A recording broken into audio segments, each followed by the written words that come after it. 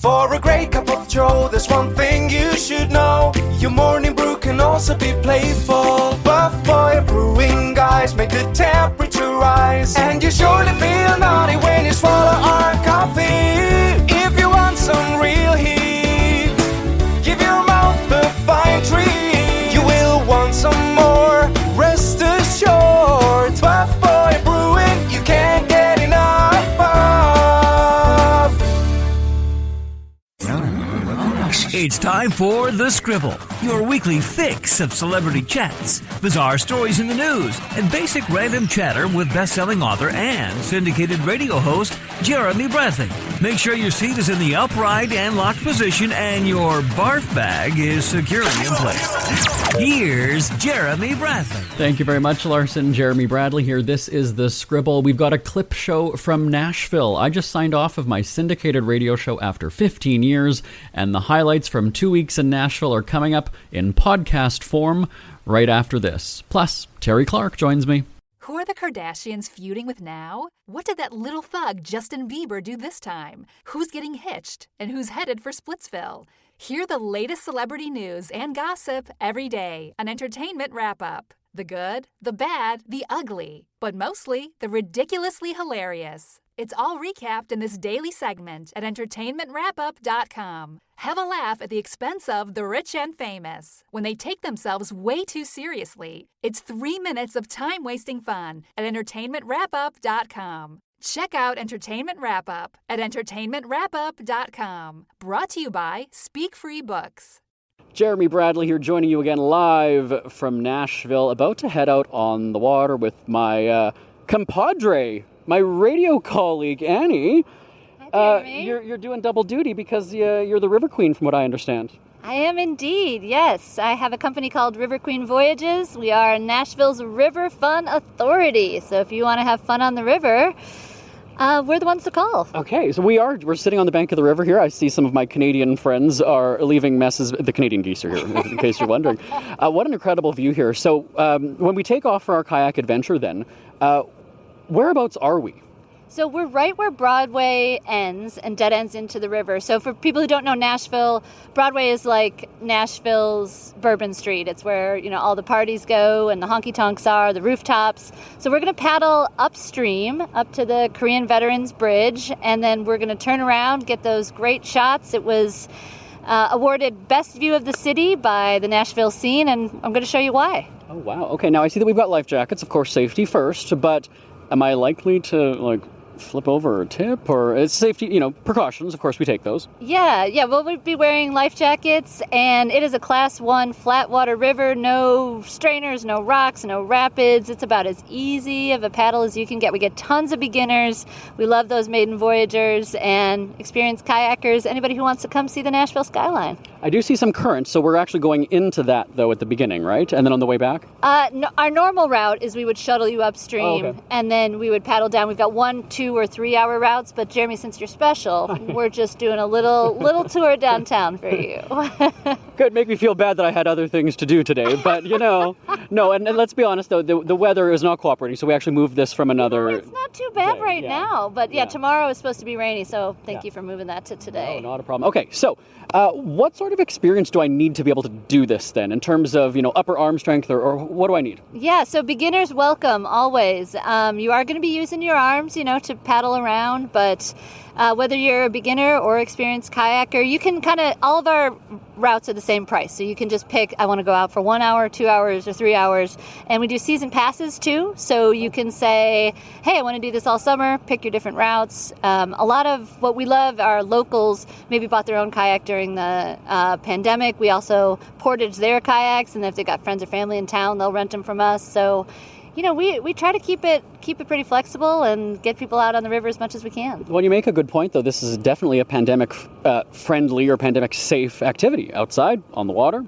Yeah, it's been wonderful. I mean, it's hard to get within 6 feet of someone on a kayak. You have to really try. So, yeah, it's been great to see people connecting back with nature. I mean, I'm sure you probably know you couldn't buy a kayak, you couldn't buy a bike, you couldn't buy a ton of outdoor equipment last year. So we really saw people kind of getting back to that real basic primal connection with nature, which is, why we do what we do. Okay, let's do it. We're going to be back in a bit. You can check out the highlights at nashville.jbonair.com. Oh my God. All right, we're back. I am soaking wet. I just fell into the... No, I'm kidding, everybody. Jeremy Bradley here, back from Nashville on the River Queen voyage. Well, that wasn't too bad, Annie. I got to tell you, I was sort of... You see how kind of fast the water is moving. I thought, is this going to be difficult? We did have a boat pass us at one point, which we kind of thought might get us a little bit wet. It did not. We also passed some people. I want you to give this a shout out. We passed some people on a little bit of a larger boat who were having a good time. And They were kind of loud. I don't know if we can complain to somebody, but tell us what we saw. Well, River Queen this year expanded into motorized boat recreation. We have a pedal pontoon boat, and what that is, if you know those pedal taverns on the street, it's like that on a pontoon boat. So 16 passenger, captained by a U.S. Coast Guard master captain, got a deckhand on there, ice and coolers, Bluetooth speakers. So if you kind of want to upgrade your river experience, you can party with us that way. It was great. I got to tell you, I'm not feeling anything right now in my arms, but it certainly wasn't very difficult to do it. I mean, because you gave me some tips at the beginning about sort of, getting your feet planted in there as well. It was just natural. It was just like sitting. And you said it's been 9 years since you were in a kayak. I think you did really well. Gold star for you, Jeremy. Thank you very much. And what is your Gold Star website? My Gold Star website is riverqueenvoyages.com. And if you're not in Nashville, we've also got lots of fun merch on there. If you are in Nashville, we've got season passes. And if you're visiting, we'd love to host you. Do a shout out to your radio thing. Go on. Okay. I also do DJing at WRLT Lightning 100 part-time on the weekends. So, if you're tuning in while you're in Nashville, you might find me there. I'm the River Queen on the radio and on the river. Airwaves and waterways. Oh, I heard they don't carry our show. So, all right, well, shout out to that station. No pressure, people. Give us the address. We're going to go there a little bit later, all right? We'll stop in and say hi to them. Can I say no? They're good people, aren't they? Yeah. All right. One more time, your website address. It's riverqueenvoyages.com, and I've had just such a blast with you, Jeremy. Oh, thanks so much, everybody. Check it out. More from Nashville right after this. Isn't it crazy that you wait for payday, but before you know it, you're strapped for cash again? It's time to stop blowing your money and become a smart spender with the book, The Official Guide to Being an American Cheapskate at cheapskatebook.com. Learn simple ways to cut costs at home every day and during special times of the year. Don't go broke at Christmas. Don't remortgage the house for a fancy vacation. The book is filled with tips to save you money throughout the year. Check out the best-selling book, The Official Guide to Being an American Cheapskate at cheapskatebook.com or on Amazon and iTunes. Jeremy Bradley here again, joining you live from Nashville, checking out everything that the city has to offer. And I got here pretty quickly, but not as quickly as you might in some of the vehicles. I'm at the Lane Motor Museum, and I'm here with Robert, who's giving us a tour of history. It's really just history. I mean, let's talk about first how many pieces you have here, how many vehicles, the kinds of vehicles. I mean, just go. Just go. There are so many vehicles, and it is overwhelming to step onto the exhibition floor. On the floor itself, we have about 150 vehicles on display, and we change out these exhibits once a year. We've just opened with our new exhibits. But down below us in what we call the vault, there are somewhat above 500 more vehicles down there, and they are just stacked in together. It is so much fun to go down there and look at them. It's wild, everybody, that on the main floor, I said it feels like a car dealership because you've got everything, and everything is very polished and shiny. I got to tell you, I was looking for dust. There's nothing. The main level looks like a dealership, and then you go downstairs and it looks like a parkade, right, where you park underground, and it's just, and I'm like, where am? Oh, I'm in a museum. That's right. So, and again, let's just talk about you've got different countries, you've got the different generations in terms of from very, very old vehicles to even some modern stuff from the 80s and 90s that we're used to. Some of your younger staff here, well, we won't talk about that, but no, it's true. Some of our older vehicles, around turn of the last century, 1900s. We have a Renault from I think 1916, and a Ford from 1919. But there is, like you said, we've got a whole exhibit of cars from the 80s and 90s that is real fun to look at, nostalgic for people of a certain age, called Radwood. It's a lot of fun. Some of those cars I've owned, like our Saab 900 Turbo. Get you name dropping. Okay, all right. What else? Let me see what else. So all of our cars we've got the largest European collection in America, and a subset of that is our Czechoslovakian cars. We've got a really large collection of Tatra cars. A car that I always thought was an unusual car, and when I stepped into the museum the first time and saw that there was a Tatra T87, I was completely blown away by this. And then I would come to understand that we have the largest Tatra collection in America. It's pretty fun. And I got to drive that T87. Amazing. One of the unusual things about this museum is that it's a working museum, in that, yes, the cars they're shiny and they look great, but if you look closely, you'll see that we actually do drive these around. We try to keep them running, and we take them to events and concours, but we also drive them on the weekends. That's a good perk of being here. Taking your work home with you. I mean, just when we walked in, there's this big Monopoly car, and I thought it was just a display.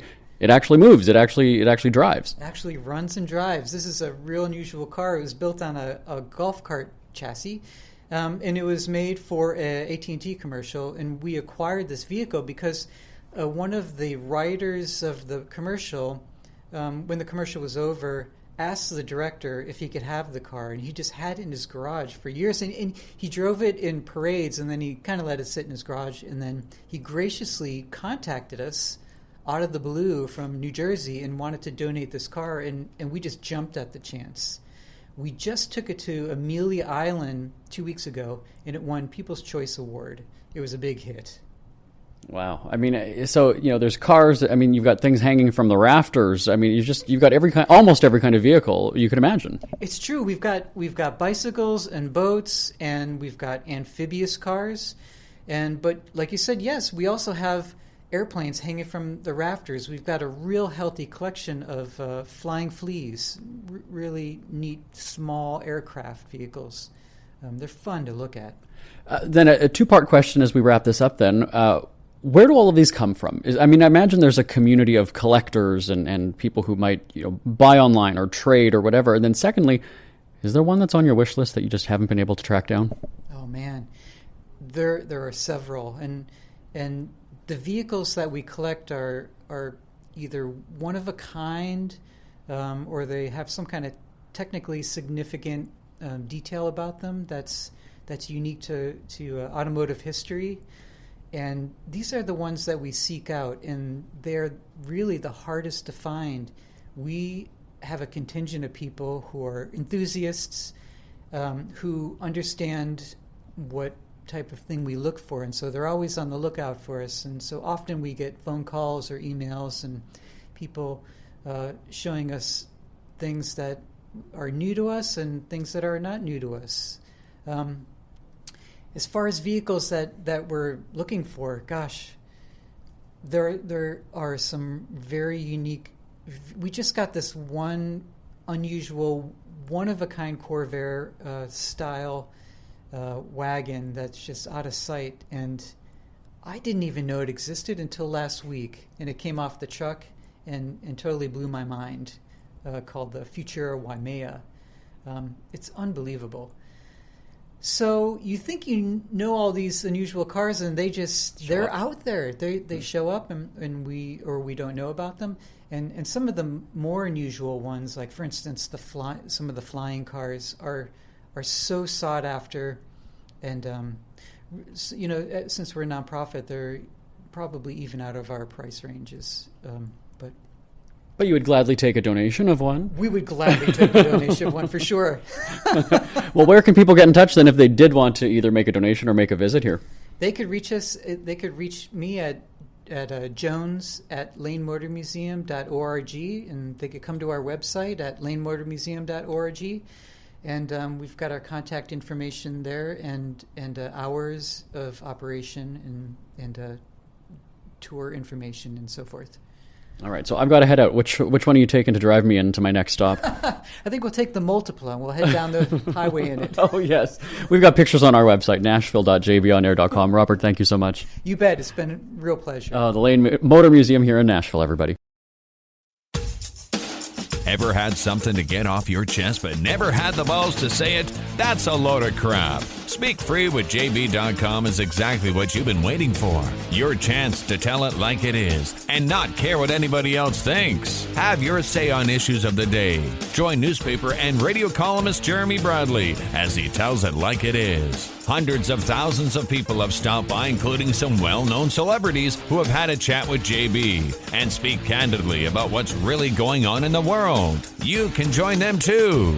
Have a rant or a rave. Be brave and head on over to www.speakfreewithjb.com now. Jeremy Bradley here, once again joining you live from Nashville at the Adventure Science Center. I'm here with Susanna, who's going to make me feel like a kid again. Hello. That is the thing that we do best here. We're definitely a kid-friendly but very adult-driven space as well. So you're right at home here. I thought this is going to be the perfect place because, in radio, there's a whole bunch of audio that I deal with and sound that I deal with every day. And one of your biggest exhibits here is playing with sound. Yeah, exactly, yeah. So Soundbox joined us in 2019. So it is our newest experience here in the building. And it really is an exploration of sound. We are in Music City, so we have to be a part of that fun and get in on the action. One of the things that's really special about Soundbox is for people who might be hearing impaired, it allows you to visualize sound. So you still get to experience what sound is like in a way that maybe you aren't on an average day for yourself. There's all kinds of fun experiences. As you know, you got to conduct the symphony. Well, and I broke one of them. I just got here and I already broke one of your exhibits. Yeah, we'll be sending you a check in the mail, but if you don't mind, it'll be a small bill, but we'll be good. But yeah, you get to hear a song based off of your unique fingerprint. Yeah. The one that you broke was our soundboard, yes. our mixer. The one that I use in a radio station, and right. I didn't. It's very apropos that the one thing that you experience and use every day in your life seemed to revolt against you when you needed it most. I didn't break a microphone like I did earlier on the trip, though. I didn't break any microphones here, okay. So there we go. Well, there's still time. You'll call me. I'll let you know. Like I said, you'll get a bill in the mail, and we'll make sure it's itemized. And then we've got the whole space. We're sitting right now near the solar system, really. Yes. So we're sitting in Space Chase. Space Chase has been here for a number of years. We are building it out and bringing some new experiences in here. I will get people in on a little lesser-known fact. We are bringing virtual reality back, which has been one of our most popular programs that we've had in the building. We had to close it during COVID-19, so we're taking this opportunity to bring it back in a bigger and better way, and that's going to be a part of Space Chase, so you can actually walk through the galaxy or have those really cool experiences that, again, you're not going to be able to have on your everyday experience. This is really just a place to, one, burn calories and learn. It's like a giant playground is what it is. It is a giant playground that is definitely conducive to getting your steps in. I have burned off some weight from COVID-19 by just moving around this space, and we have over 175 interactive activities. So no matter what you're into, you can find something in this space that's going to really engage you both physically and mentally and teach you something you probably wouldn't have known otherwise. So it really is, I joked with you earlier, it is the perfect place to tire your kid out if you want them to take a great nap in the afternoon. Bring them here. You're going to get a good workout too. You're probably going to learn some cool stuff, and then you'll get to have a quiet afternoon at home. Now, for those of us who don't have kids, do you provide us like earplugs before we come in, or is there a gift shop maybe? Yeah. So you've noticed it is definitely a loud space. We love it because it means our building is back alive again, which is really fun for us. But it definitely can get loud. So we've got earplugs. We have planetarium shows that are awesome, and those can get pretty loud, especially our laser shows, Prince, Beyonce, Queen. So we've got earplugs at the ready. If you're sensitive to sound, that is definitely at your disposal. You are welcome to a pair. We are being mobbed by children right behind you. I don't want you to look back. You're going to get spooked. There's about 40 children coming our way, so we should wrap this up. Let's get everybody the email, the website address for everybody. Website is adventuresci.org. Again, that's adventuresci.org, and all of the information you need is right there for you. All right. We literally are being mobbed by children. You can't see us, everybody, but we are being swarmed. It's a live science show. They're very popular, so they're rolling in quickly. We're going to make room for the kids. Well, thanks so much, Suzanne. It's been awesome. Thanks so much. Thank you so much. Jeremy Bradley here once again, joining you live from Nashville. I'm at the zoo, and I don't know how you can take somebody like me seriously when I've got face painting and an animal. I'm wearing glitter, and that's exactly what you do here. I'm here with Jim Bartu from the zoo. Oh, look at this. I'm rhyming. I'm already slipping into verse at this. I purposely changed my name so I could sound like a Dr. Seuss book. Well, thanks for having us. You know, we've been going through the zoo. It's a great day because it's not too sunny. It's not pouring down rain. It's a little bit overcast. The sun is actually coming out right now as I say that. And we're going to walk and see a whole bunch of different kinds of animals. And they are from all over the world, right? Yeah, pretty much. Yeah, we have a lot of South American animals represented here, but we also have animals from Africa, Australia, some from Thailand down in that area as well. Clouded leopards is kind of our signature animal, so we have clouded leopards, which are from the Thailand area. Anything from Canada? Oh, man. We have Canada geese here. Okay. They're not part of the collection. They're just freeloaders. They just land. Yeah, they just show up. Transients. Eat popcorn or whatever's left on the ground. Yeah, leave it to Canadians to just take over the area. And there's lots of interactive elements for people to literally reach out and touch an animal or two. Yeah, a lot of zoos are kind of seeing that. And, you know, in the past it's always been, the petting zoo's always been like goats and sheep and things like that. But we have a kangaroo walkthrough, so you can walk into the exhibit. You have to stay on the pathways, but the kangaroos can go wherever they want. And a lot of them were hand-raised, so they just kind of lay right in the pathway and sleep right in the sun. And you can walk up and lay next to them and take a nap or, you know, pet them or whatever you want.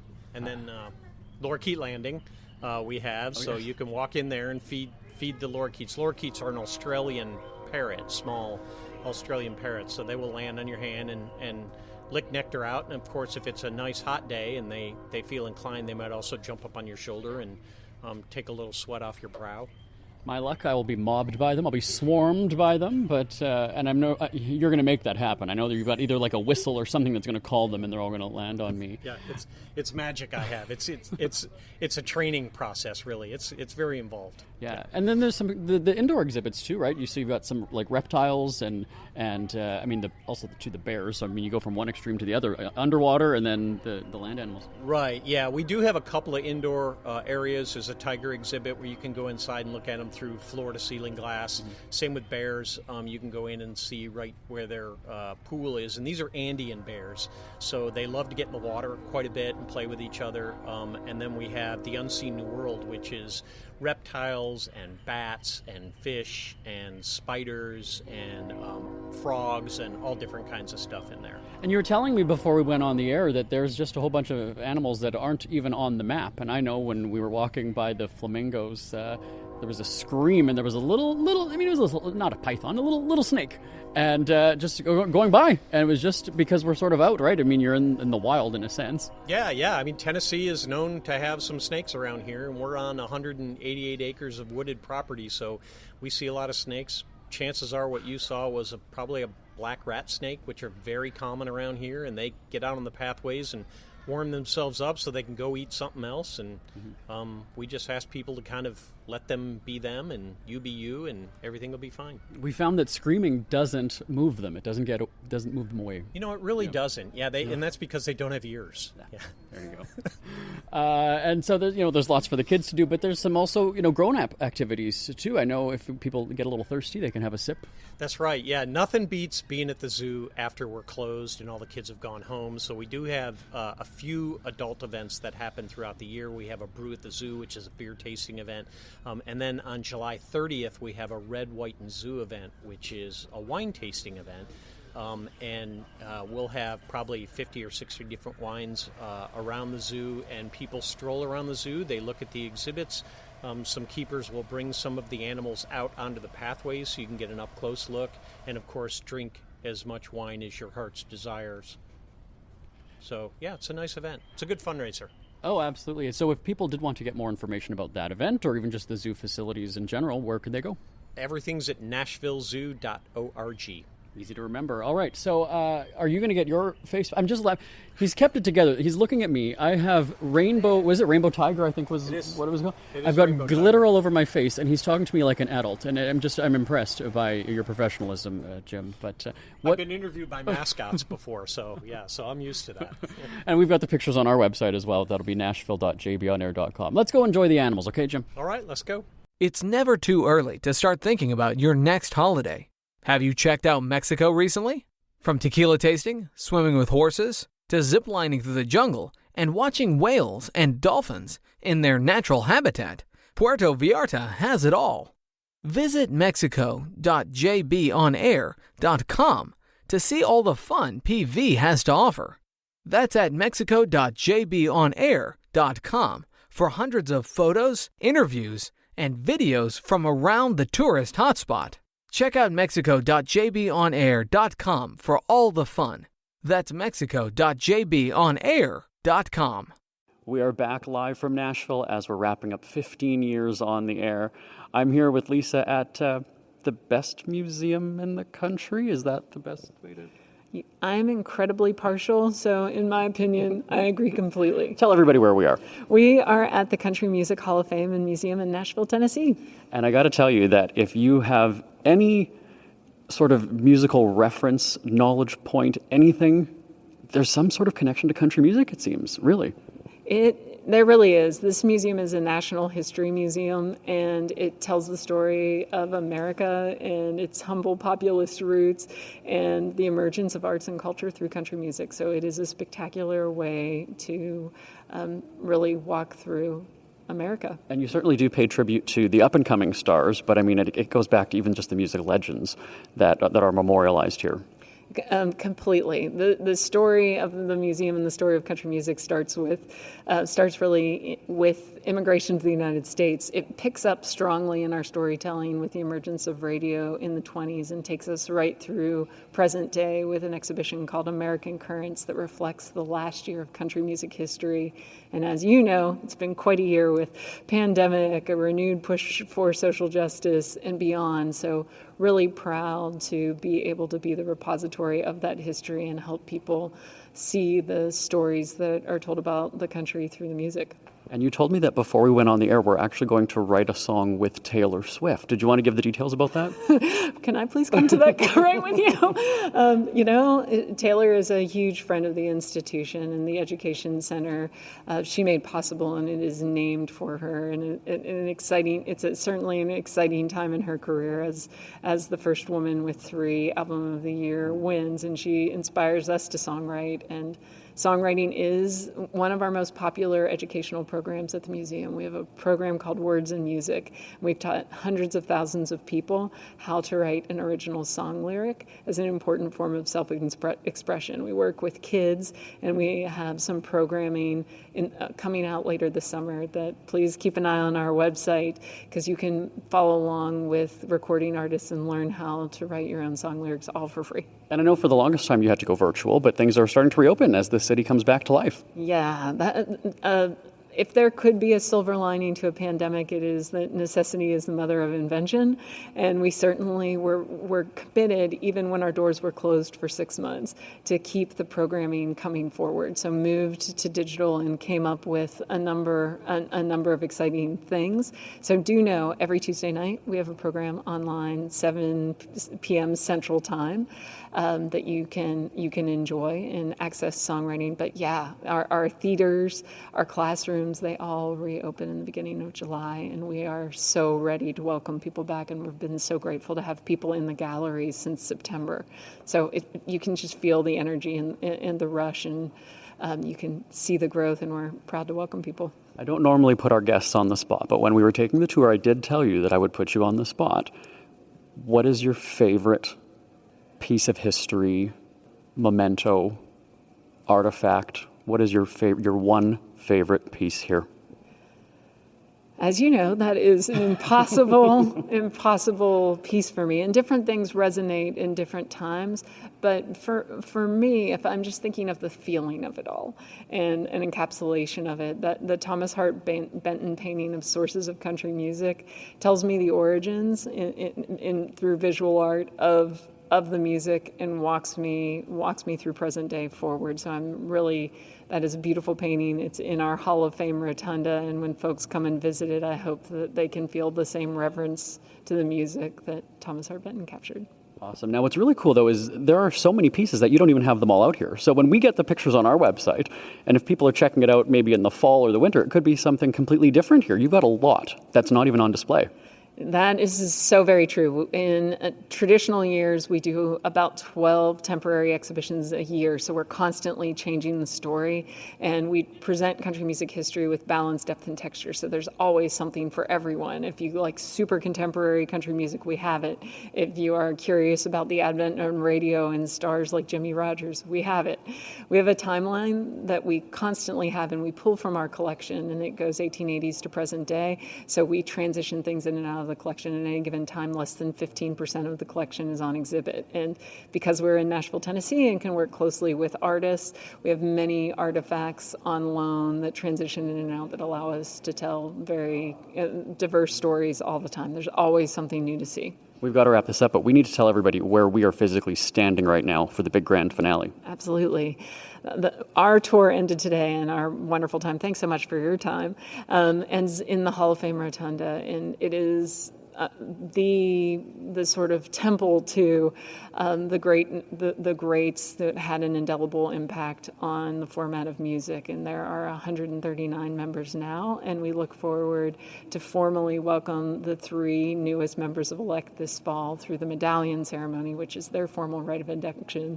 So here we come with Hank Williams Jr., Dean Dillon, and Marty Stewart are the newest members to the Country Music Hall of Fame. You have 60 seconds, name all of them. That is way too much pressure. Come with me to the middle. You know what we're gonna scare the crap out of these people, but we're gonna say, "Yay, Nashville!" Can we do that? Or we're gonna get kicked out of here? We're gonna do this. Aubrey's our governor. Oh, Aubrey, get in here too. Yeah, come on, man. On 3, go Nashville. Okay. 1, 2, 3, go Nashville! Nashville.jbonair.com. We hear you chirping. Get scribbling. Tweet up the Scribble at The Scribble Show. Join the discussion with Jeremy Bradley. It's all going down right now on Twitter at The Scribble Show and at thescribbleshow.com. Jeremy Bradley here, joining you again live from Nashville. The highlights are at nashville.jbonair.com. And what a way to wrap up 15 years on the radio. I am just surrounded by incredible music, mementos, memorabilia, memories. Angela, let's talk about this, because I'm at the Johnny Cash Museum, Patsy Cline Museum. I mean, are there 2 bigger names in Nashville music? If there are, I'm not aware of them. They're both very impressive people, and we're honored to be able to share and continue their legacy. Your museums are right across the street from my hotel, and when I looked out the window and I see a lineup outside, I was like, why is there a line? What is happening? People are waiting to get in. Now, thanks to, the city reopening, there are a lot of people here, and they're all coming in to check out one of their, or 2 of their favorite music superstars. Yeah, absolutely. COVID threw us for a loop, as it did the entire world, and it was kind of surprising to have a period of time where the museums were slow and there weren't people, because this is our normal. This is what we see every single day and what we love to see, and see people getting back to normal. People are just so interested in seeing these country music legends, and we see all walks of life. We see little kids who come in and they know every word to Walk the Line or Ring of Fire. And we see older folks who come in and have amazing stories of when they met Johnny or when they got to see him in person. So we're just seeing all kinds of walks of life, and it's amazing. I took a T-shirt from the gift shop in the lobby, but this is really it's 2 museums in one. So the main floor, Johnny Cash. Mm-hmm. Let's just quickly walk people through again the pictures. Nashville.jbonair.com. I mean, you've got just everything from his life, from his childhood, right? Things that he played with, to even his Bible and furniture. Yeah, those are my favorite things. We have a lot of amazing things. We have his gold records. We have photo clips, we have different interactive pieces, we have his costumes. My favorite things are the really personal things to him. So his personal Bible with his name written inside, that's amazing to me. The marbles that he played with as a child that we have on display, those are the things that just blow my mind that we're just honored to have here. How do I know that those are real? Because you've been telling me how a lot of these pieces were acquired. Yeah, so 99% of what you're seeing in the museum was acquired by Bill Miller. He is the owner and founder of the museum, and he was good personal friends with Johnny Cash for over 30 years. So when he was a little boy, he, like many of us, was a huge Johnny Cash fan. He was able to go to a concert when he was around 13 years old. Johnny threw a harmonica into the audience, and Bill caught it, and that kind of started a lifelong it was done. He was hooked. And so he was able to get backstage a few times, became a member of the fan club. Johnny and June used to call him Little Billy Miller. And well, Little Billy Miller grew up and just started a lifelong friendship with Johnny Cash. And so Bill owned different artifacts. What he would do is appraise different artifacts and was in that kind of world of collection. So he would find different things that Johnny was interested in. So maybe he had something in Abraham Lincoln's handwriting. That was amazing to Johnny Cash. That's something he was interested in. So he would find this item, he would give it to Johnny, and Johnny would be like, that's awesome, here's handwritten lyrics to Walk the Line, or here's one of my very first ever guitars. And the friendship just grew and developed that way. And so these amazing things that you're seeing in this museum for a while were things that Bill just had stashed in his house, like in a closet in California, that he finally was like, this is amazing. We need to create something in honor and cherish my friend. Yeah, no, as we walk through here, like I said, many people are sitting and watching videos. I know there's like listening stations. You can even be in the recording studio and kind of mix some music as well. That's right. That's one of my favorite pieces. It's very interactive. So we work with Johnny Cash's engineer and broke down a few of his hit songs. So you can listen to all the different features. You can listen to just the drums or just the guitar on the track. My favorite thing to do is turn everything down and listen to just Johnny's vocals. If you turn everything down and listen to that, you can hear every breath he was taking in that song, and it just gives you chills. It's amazing. From there, we go upstairs to a more glamorous exhibit for the legend Patsy Cline. Absolutely. It's such a different vibe, and there was a different process in creating the Patsy Museum, which was interesting as well. Johnny and Bill had known each other for a long time. Bill had a lot of the artifacts, whereas Patsy, had a much shorter career. Unfortunately, she passed away in her prime in 1963. And so when we opened the museum in 2017, there had been that amount of time where there was just a gap. Where do we find these artifacts? How do we bring this together? And we were very fortunate to work with her daughter, Julie Fudge, in bringing that all together. Where can people get more information? Because, again, you could spend, hours here. Website or address, phone number? Yeah, so you can find us online at cashmuseum.com and patsymuseum.com, and we're located in the heart of downtown Nashville at 119 3rd Avenue South. Absolutely. And we've got the pictures from our tour at nashville.jbonair.com.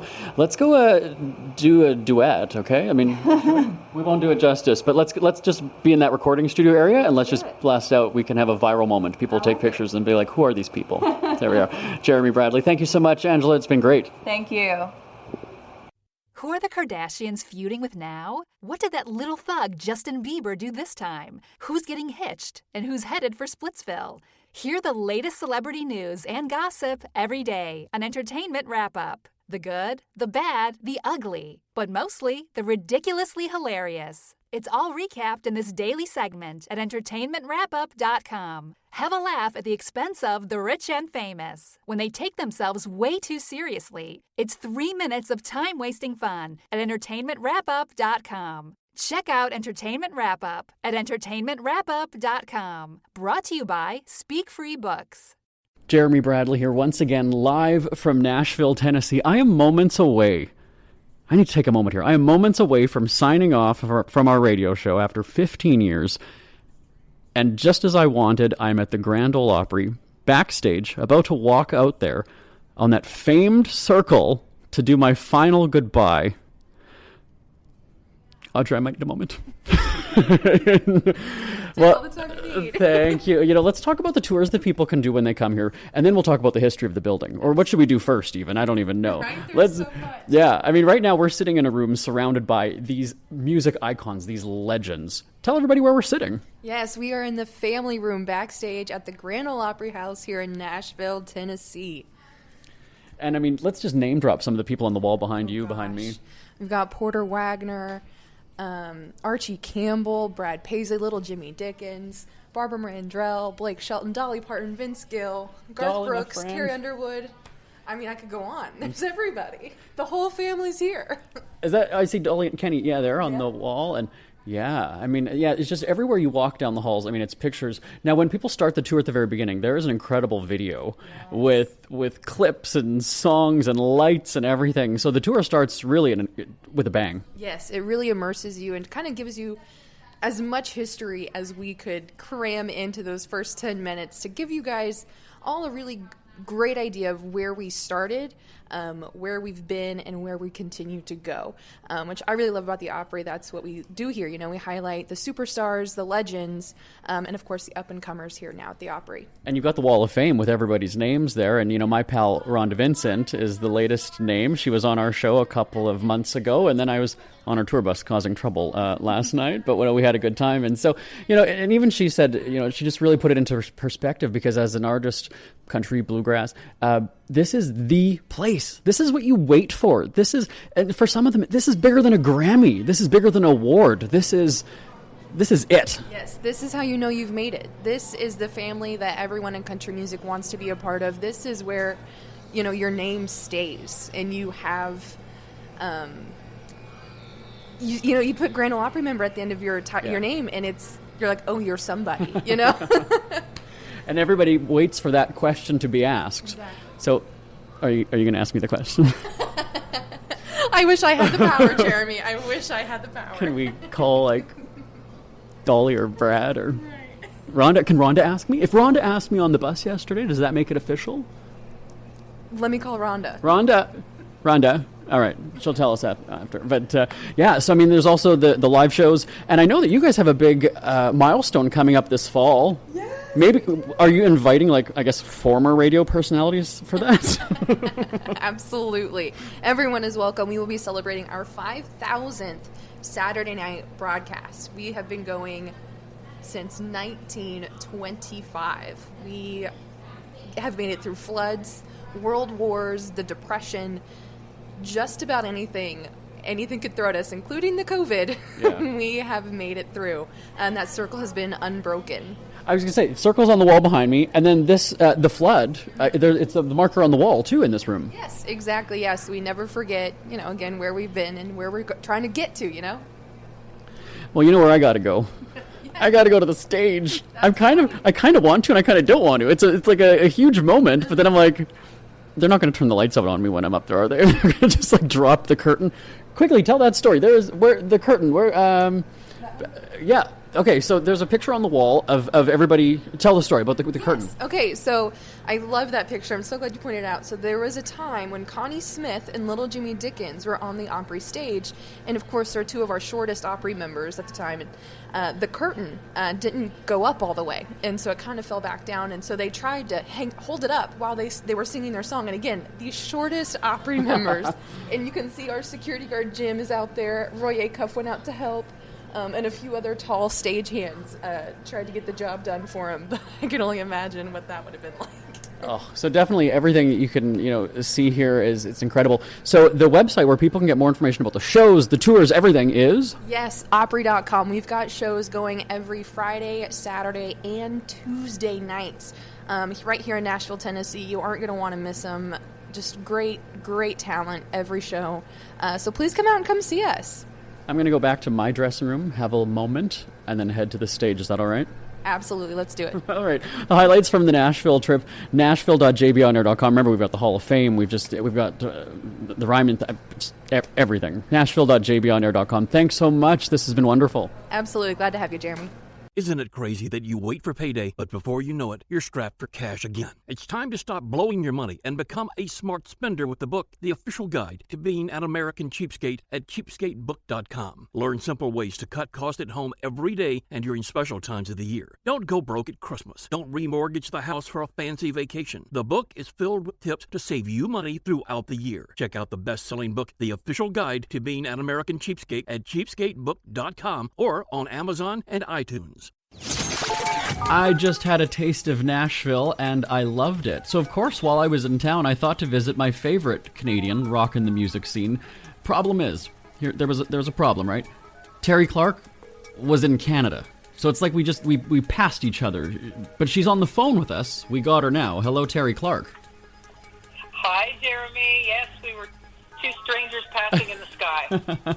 We'll talk about your new hometown of Nashville in a bit, but what was it finally like getting back onto the concert stage for Stampede in Calgary? I imagine different, but refreshing this year.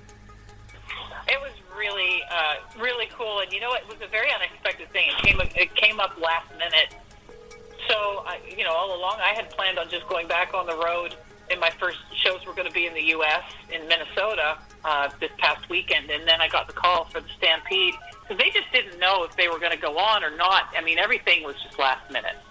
But boy, did they ever put on a production. And I got to be a part of the grandstand show, and I borrowed Dallas Smith's band, because mine can't get in because they're U.S. citizens. And they met me in Calgary. We rehearsed, and we did 20 minutes a night on the grandstand show for 5 nights. I wanted to do all 10, but I had to come back here and pick up my U.S. dates that were officially supposed to be the first ones that I came back out with. But it was a great way to get back into it slowly. Getting back in the saddle one stirrup at a time.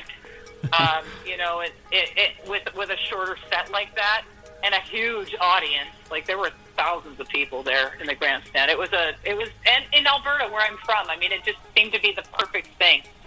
I mean, I imagine that's something about performing back home, especially for a Canadian audience, right? For people, this summer was probably their first time out in a long while. And then, so put those together with, a hometown gal and their first time out, you've been cooped up. I'm sure the energy was wild. It was great. The grandstand is a very large venue, and the crowd is really far away. But it's harder to feel energy in those types of settings. But I could tell everybody was really excited to be there. And, I was glad it was outside, and I didn't feel like I was putting anybody at danger by doing the show. People could distance if they wanted to. There was room in the stands, and it was outside, which is open air.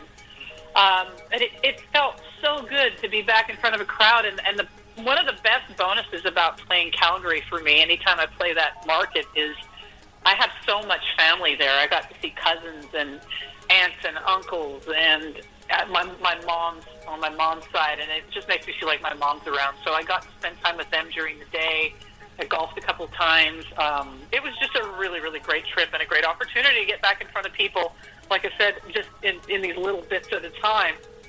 And Dallas's band guys and Ben Roots, the fiddle player from Ontario who plays with Johnny Reed. I kind of pieced the guys together, but they're just some of Canada's best musicians and best guys. We hung out after the show. We had a blast. We were all so grateful to be back on stage again.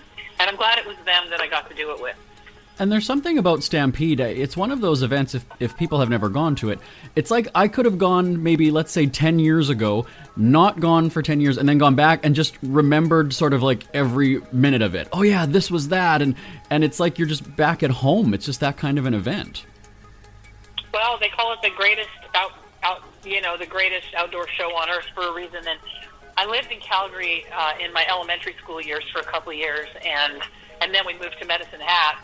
And Medicine Hat has a Stampede too. So Stampede, culture has been a part of my childhood from the time, we moved out west when I was 9. And we used to go to the pancake breakfast in Calgary, and my mom was in her 20s, and they'd go stampeding, and, we'd have the babysitter, and they'd be off for 3 nights and doing whatever at the Ranchman's and having fun and going to all the shows. And it's always been a big part of my life. Chuck wagon races, and and the grandstand show has always been kind of, the holy grail, the thing that everybody wants to get to do, and I've never done it in my entire career. So, for whatever reason, I got to do it this year, and I was glad to be Canadian because their choices were limited. And it was a lot of fun. Please welcome, by default, Terri Clark, everybody. Well, default played at the Stampede, too, but that's There a you whole go. other story. Yeah. Good one. You got me on that one. All right, I tried to zing it, and you flipped it around on me. I appreciate that. Let's switch. I got to see Dallas, and Dallas actually came out and did One Drink Ago with me the last night of the grandstand show because he was in town doing a default show. And so, yeah, that's where the joke came from. Absolutely. So, we know you love Canada. That's obvious. Nashville, though, it's a really fun place, Music City as it's known, and we taped our 15th anniversary shows all over the city, checked out the usual tourist spots for segments, but you've known the city long enough. What are some of the little gems, those little uniquely Nashville spots that outsiders probably don't know about? What would you recommend a visitor do or go? What are Terri's picks in Nashville? Well, there's not much people don't know about anymore. I've been here for 32 years. I moved here when I was 18 years old. So, I've lived in Nashville longer than any other place in my life. But it has become the it city. And, I don't know that there's a lot that people haven't discovered. I mean, there are places outside of Nashville that are pretty cool, like Leaper's Fork. And if you drive an hour and a half, on 24, you could go to Fall Creek Falls, which is a beautiful hiking trail with beautiful waterfalls. That's not something that the tourists know a whole lot about. There are some wonderful hiking trails in Nashville: Percy Warner Park, Edwin Warner Park, Beeman Park up in Whites Creek, which is about 20 minutes north of town. And then you've got your restaurants and bars, but everywhere you go, the tourists have figured out, 12 South. They've figured out Lower Broadway, obviously. Oh, yes. The 8th Avenue. There's not a whole lot. There's not a whole lot in Nashville that hasn't been discovered by people coming into town.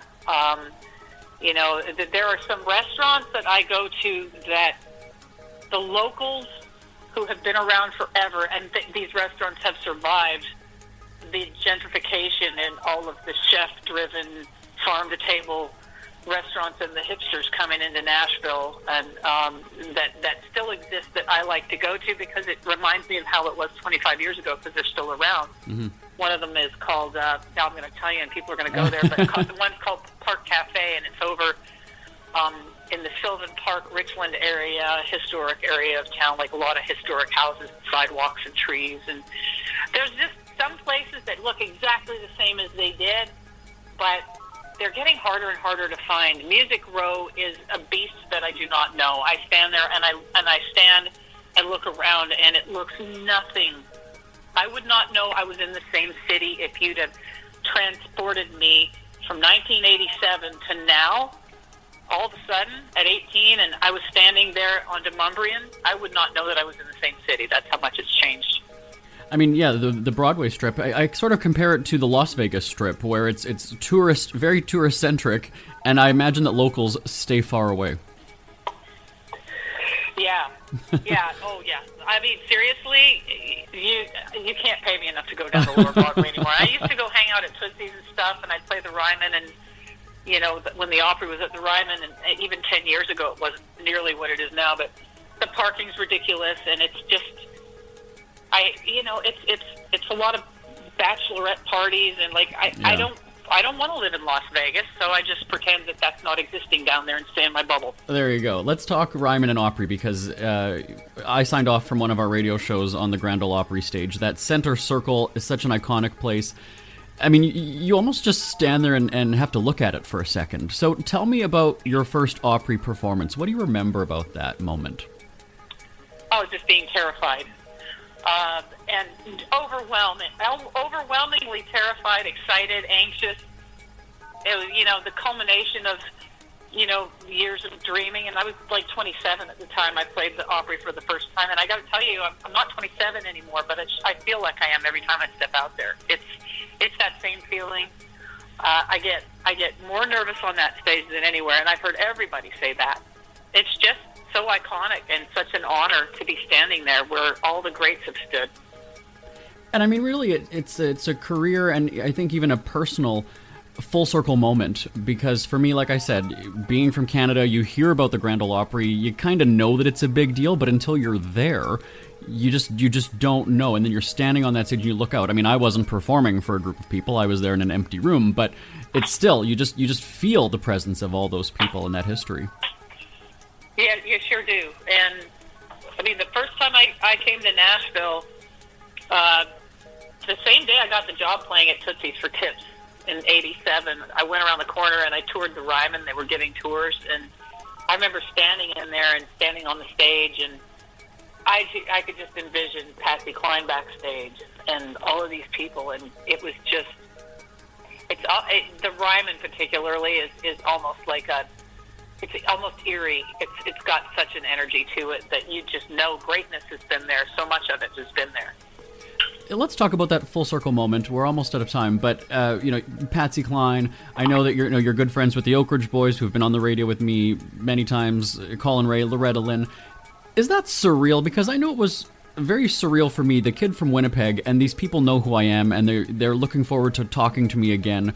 I mean, you're immersed in the industry there, and you know these people. You call them up, you text them, whatever it is. I mean, what's that like for you? It's surreal. I'll never get used to that, Jeremy. It's like, texting Joe Bonzel of the Oak Ridge Boys about them coming to sing on my Christmas project or doing an interview for the show or anything. It's just surreal. I was texting with Winona the other night, and I actually texted to her. I said, I can't believe I'm texting with you. Like, it still just blows me away. She was such a big deal to me growing up, and still is, but just the Judds, what a huge influence they had on my music and so many other of my female counterparts, from my era and beyond. And we're just at 2 a.m., I'm laying in my bunk in my bus, and she's in hers, on hers somewhere in America, and we're just texting with each other about her interviewing for my radio show, Country Gold. And I'm just like, I just said, so can I just take a moment and say, I can't believe we're actually texting? It's crazy. I think the minute you forget that and you just think it's oh yeah, no big deal, then you're in trouble.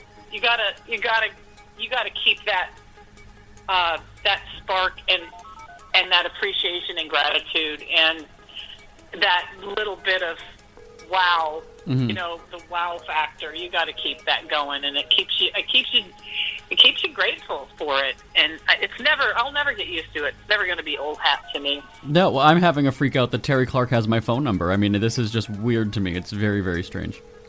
Well, I won't crank call you. Do people still do that? I don't know. I know you've got a whole bunch of summer tour dates, lots of information on your website. What else do you have on the go? You're always keeping so busy.